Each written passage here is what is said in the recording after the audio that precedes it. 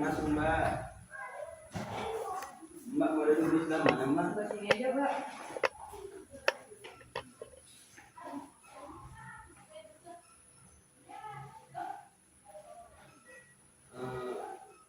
Mbak yang posisi begitu apakah Mbak sudah nyaman? Sudah, Pak. Mbak gimana tadi perjalanannya? Alhamdulillah lancar.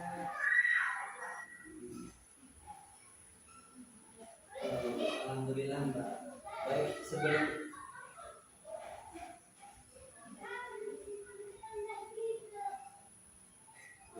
Mbak tadi datang ke sini dengan siapa? Sendiri, Pak.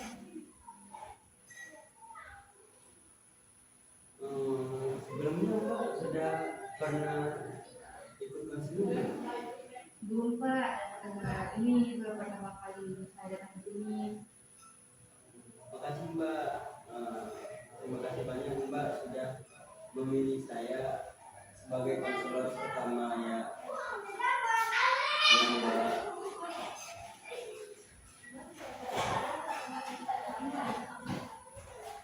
Mbak sudah tahu belum konseling individual itu? Belum, Pak. Baik, saya jelaskan terlebih dahulu. Ya Mbak, sebelum kita ke sesi konselingnya. Jadi, konseling individual itu adalah salah satu layanan konseling yang dilakukan oleh tenaga profesional, yaitu konselor itu saya sendiri kepada individual, yaitu mbaknya secara langsung untuk pengatasan atau penyelesaian masalah ini agar menjadikan klien lebih mandiri dengan mengendalikan dirinya. Di dalam konseling individual ini juga terdapat 5 asas. Yang pertama yaitu asas kerahasiaan. Jadi informasi yang Mbak sampaikan akan saya jaga rahasianya karena saya sudah disumpah Mbak. Jadi Mbak tidak perlu ragu dan khawatir ya Mbak ya. Nah yang kedua yaitu asas kesukarelaan. Di sini Mbak datang ke sini dengan sukarela atau paksaan dari orang lain Mbak? Sukarela, Pak. Baik, terima kasih Mbak sudah datang ke sini dengan sukarela. Asas ketiga yaitu asas keterbukaan. Saya harap Mbak terbuka dengan saya apa yang Mbak rasakan,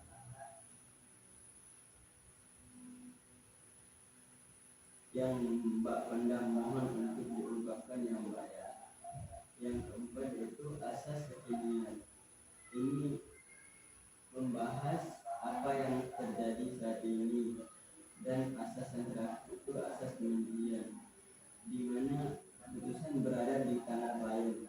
Jadi saya di sini hanya membantu saja, yang nantinya menentukan itu mbaknya sendiri. Sampai di sini apakah ada yang ingin ditanyakan Mbak? Sudah cukup, Pak. Saya sudah kenal.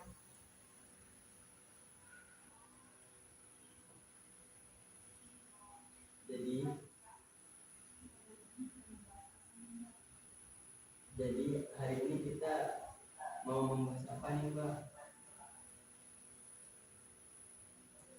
Jadi gini, Pak.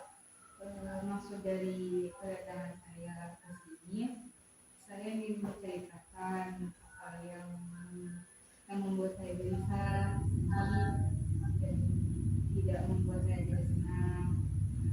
Saya harap Bapak bisa membantu saya menemukan solusi untuk masalah yang sedang saya hadapi saat ini, karena saya tidak tahu harus bercerita pada siapa lagi, karena saya sudah tidak punya siapa-siapa lagi, Pak.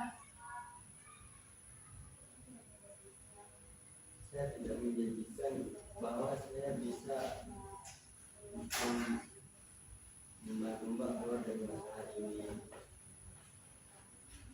karena selesai atau tidaknya sebuah masalah yang Mbak hadapi ini, bagaimana Mbak ini sendiri, Mbak tidak perlu bingung. Saya siap untuk mendengarkan cerita Mbak kok. Jadi gini Pak, yang saya maksud gelisah itu saya benar-benar gelisah, sedih, dan dengan keadaan keluarga saya saat ini.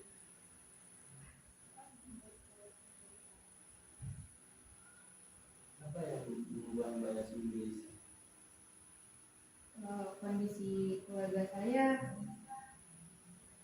saat ini tidak seharmonis keluarga orang lain. Bisa dibilang saya sebenarnya hanya membutuhkan perhatian yang lebih dari kedua orang tua saya, karena kedua orang tua saya itu sejak saya SMA sudah bercerai, dan sekarang mereka itu sudah punya pasangan masing-masing. Saya sudah menikah dan ibu saya sudah menikah. Ibu saya sudah menikah dengan orang Saudi dan ayah saya menikah dengan orang luar daerah. Saya merasakan apa yang Mbak rasakan, betapa beratnya masalah yang Mbak hadapi sekarang. Iya, saya tuh bingung dengan masalah saya ini. Ya, Abi dan bercerai, saya tuh bingung harus apa yang diperbuat, karena mereka sudah tinggal dengan keluarga masing-masing seperti itu Pak. Orang tua Mbak sudah bercerai. Terus Mbak sekarang tinggal sama siapa? Saya tinggal bersama dengan Masalah apa yang mengganggu Mbak, membuat Mbak gelisah? permasalahannya tuh sekarang kan saya tinggal bersama dengan ibu, dan saya tuh memiliki satu adik. Adik saya tuh laki-laki dan sekarang di kelas SMA kelas 1. Yang bikin saya berat itu gimana ya? Umi saya harus berangkat ke Saudi bersama dengan suaminya, dan saya tuh di sini benar-benar sedih. Kok berangkat masa? Saya cuma berdua dengan adik saya, karena habis saya sudah tinggal dengan istrinya di luar daerah. Apakah abi Mbak mengajak Mbak dengan adik Mbak waktu itu buat ikut mereka ke Saudi? Dia habis pun mengajak kita untuk tinggal, tapi adik saya tuh paling tidak mau tinggal dengan orang lain, termasuk dengan adik saya sendiri. Jadi orang tua Mbak sudah bercerai.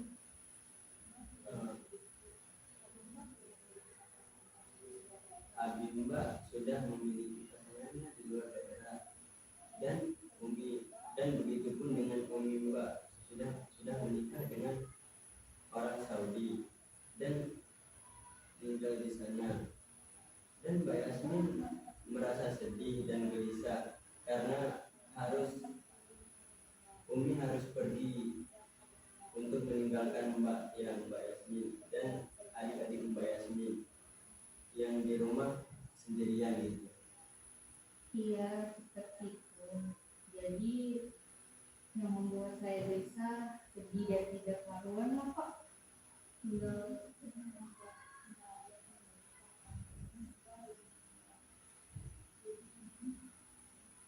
Jadi ini yang membuat Mbak Yasmin gelisah karena umi Mbak yang tinggal bersama dengan suaminya, maka Mbak Yasmin merasa gelisah dan sedih gitu. iya, itu faktornya Pak. Begini Mbak, kalau menurut kata hati Mbak Yasmin itu untuk menghadapi masalah itu gimana? Kalau menurut saya saya harus tetap merelakan diri saya untuk pergi ke Saudi kalau berat seperti itu.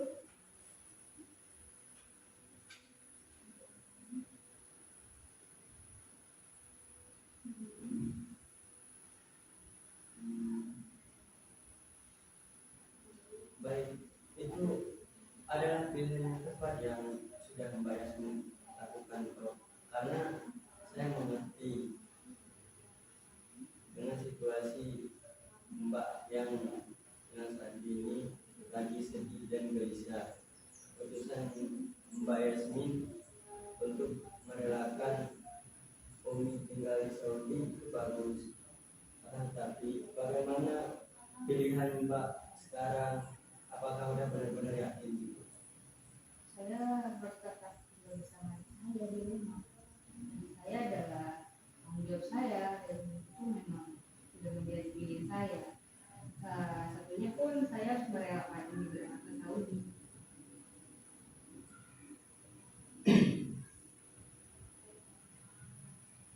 Saya paham dengan perasaan Mbak saat ini. Mbak merasa adik Mbak adalah tanggung jawab Mbak, dan adik Mbak tidak ingin tinggal bersama adiknya. Ya seperti itu Pak. Itu apa masalahnya? Jadi Mbak akan tetap merelakan Umi tinggal dan Umi pergi dan tinggal bersama suaminya, dan Mbak tetap tinggal di rumah bersama adik Mbak. Iya, mau tidak mau ya, saya harus merelakan ibu. Karena kalau saya tidak merelakan, sama saja saya menghambat Umi untuk bertemu dengan suaminya. Dan di sini pun saya memiliki tanggung jawab juga dari saya, jadi saya harus merelakan semuanya Pak. Pilihan Mbak Yasmin itu sangat tepat dan dewasa, karena merelakan Umi tinggal bersama pasangannya itu pilihan yang sangat bagus, Mbak. Iya, tapi Pak, menurut Bapak pilihan saya benar tidak sih Pak? Aku udah salah gitu. Sebenarnya sih nggak ada pilihan yang salah, semua pilihan itu benar, tapi bagaimana caranya kita menghadapinya, Mbak? Jadi pilihan saya ini tidak salah ya Pak? Oh jelas tidak dong, Mbak. Itu sudah pilihan yang tepat dan dewasanya untuk Mbak Yasmin sendiri. Apalagi ditambah Mbak Yasmin menjaga adik Mbak yang punya tanggung jawab. Iya Pak. Jadi menurut Mbak Yasmin, kesimpulan dari perbincangan ini yang dapat Mbak Yasmin ambil apa? Kesimpulannya saya harus tetap merelakan saya pergi ke Saudi dan saya fokus ke rumah bersama dengan adik saya. Saya bertanggung jawab menjaga adik saya walaupun ya sedih Pak.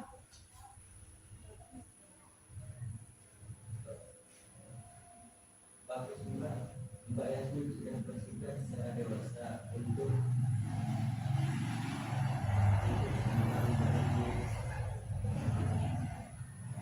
Mbak, saya sangat mengapresiasi keterbukaan dan kedewasaan Mbak ini untuk menghadapi masalah yang seperti ini. Sebelum kita mengakhiri sesi ini, saya ingin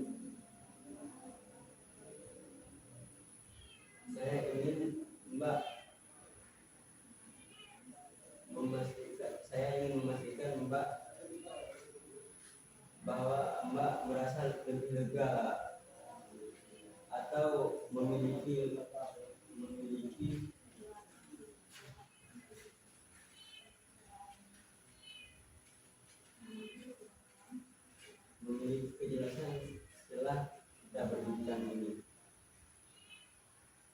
Iya Pak, saya merasa lebih lega dan sedikit lebih baik. Alhamdulillah Mbak, itu kabar yang baik. Jadi kesimpulan dari sesi ini, Mbak sudah mengambil keputusan untuk merelakan Umi ke Saudi, dan Mbak fokus pada tanggung jawab Mbak untuk menjaga adik Mbak, dan tetap menerima masalah ini dengan lapang dada.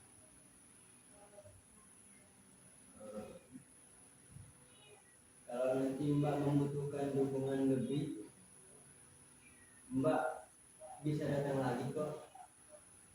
Iya Pak, terima kasih. Sebelum kita benar-benar mengakhiri, saya ingin memastikan kapan Mbak Yasmin bisa datang lagi untuk sesi berikutnya. Apakah minggu depan di waktu yang sama? Mungkin minggu depan dengan waktu yang sama ya Pak. Baik kalau begitu kita jadwalkan saja sesi selanjutnya minggu depan pada hari yang sama dan jam yang sama. Saya akan menantikan kedatangan Mbak. Terima kasih ya Mbak ya, sudah berbagi cerita dan mempercayai saya. Iya Pak, terima kasih juga. Sama-sama Mbak, semoga hari-hari Mbak kedepannya lebih tenang dan penuh semangat ya Mbak ya. Saya permisi pulang ya Pak. Terima kasih. Waalaikumsalam.